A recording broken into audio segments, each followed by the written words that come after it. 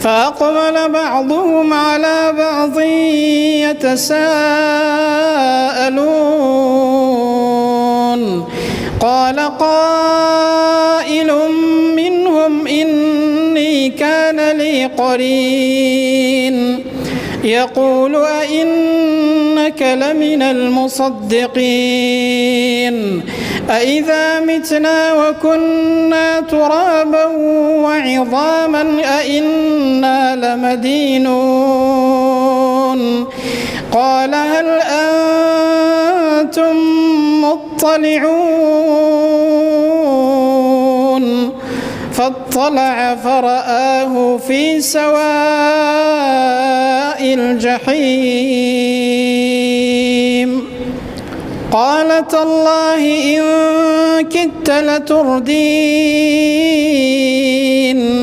ولولا نعمة ربي لكنت من المحضرين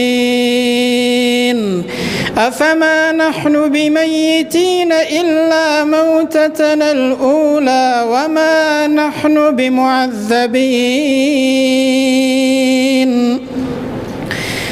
إن هذا لهو الفوز العظيم إن هذا لهو الفوز العظيم لمثل هذا فليعمل العاملون أذلك خير نزلا أم شجرة الزقوم إنا جعلناها فتنة للظالمين إنها شجرة تخرج في أصل الجحيم طلعها كأنه رؤوس الشياطين فإنهم لآكلون منها فمالئون منها البطون ثم إن لهم عليها لشوبا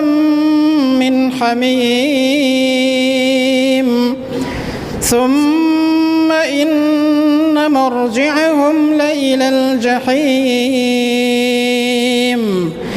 إنهم ألفوا آباءهم ضالين فهم على آثارهم يهرعون ولقد ضل قبلهم أكثر الأولين ولقد أرسلنا فيهم